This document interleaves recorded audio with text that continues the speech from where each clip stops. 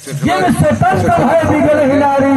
चटला phone करके सब खत्म कर दिया। पहले इनको पढ़ाया जाता था केवल रोटी पानी करने के, आज हमारे आज के घर की मुखिया हो गई, राशन कार्ड पे इनका नाम, निर्वाचन कार्ड पे इनका नाम।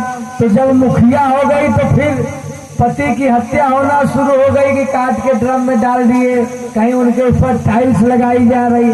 कितनी दुर्दशा, जमाना कितना परिवर्तन हो गया।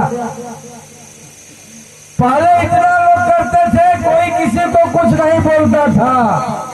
आज अगर किसी को बोल दो भैया तो 100 नंबर तुरंत खड़ी हो, इतना डरवा दिया गया। इसलिए आप लोग ईमानदारी से कथा में आओ और कथा सुनकर अपने जीवन को उसी में ढालो, तब तो चैन से जीवन जी पाओगे, नहीं तो जीवन जी नहीं पाओगे। जिंदगी जीने के दो ही रास्ते हैं, या तो चकाचक में जियो और या तो कचाकच में जियो। अगर चकाचक में जीना है तो भगवान को साथ में रखो, भोजन भी करो तो भगवान को चढ़ा करके करो, कोई काम करो तो भगवान को सुपुर्द कर दो, तब तो आप सुखी रहोगे।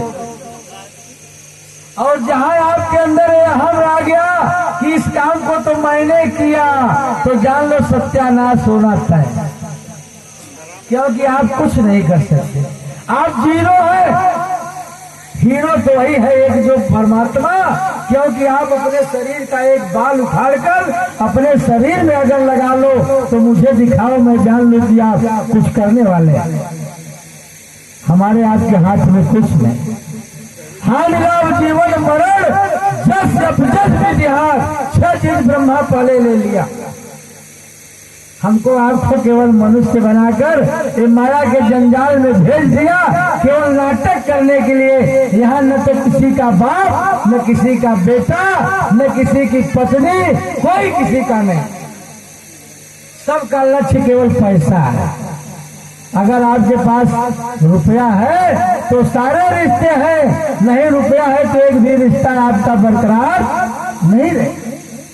एक कलयुग है, तो कलयुग में और युग में 27,000 वर्ष तपस्या करना पड़ता था, तब भगवान मिलते थे। लेकिन कलयुग में जैसा आप करो, हर 2 घंटे के बाद आपको भगवान वैसा फल देने के लिए तैयार। बोले कलयुग में क्या करना चाहिए? बोले प्रगट 4 पद धर्म के। जरा पंखा लगवाएंगे।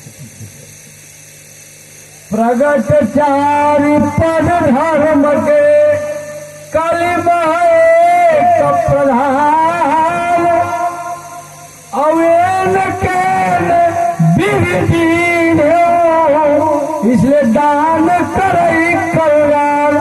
बोलो शंकर भगवान की।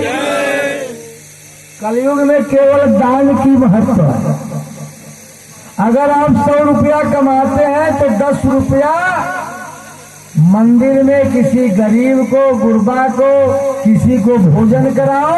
10 रुपया अगर आप दान करते हैं तो सबसे बड़ा फल आपको मिलेगा।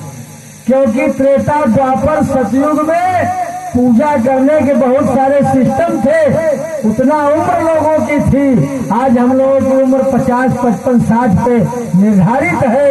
इसलिए 60 गट में आओ, केवल दान करो। कमाई का 10वां भाग अगर धर्म के काम में आप लगाते हो तो आपका जीवन आनंदमय चलेगा, किसी भी प्रकार की कोई दिक्कत आपको नहीं रहेगी। आइए जहां मैं निवेदन कर रहा था, भगवान से जो संबंध रखता है उसकी उपमा गोस्वामी जी छीन लेते हैं। भगवान शंकर ने सती से कहा, सती एक बात बताओ। जरा पंखा लगाओ यार, बड़ा गर्म है बाबू। भगवान शंकर जो पूरे 3 लोक के मालिक हैं,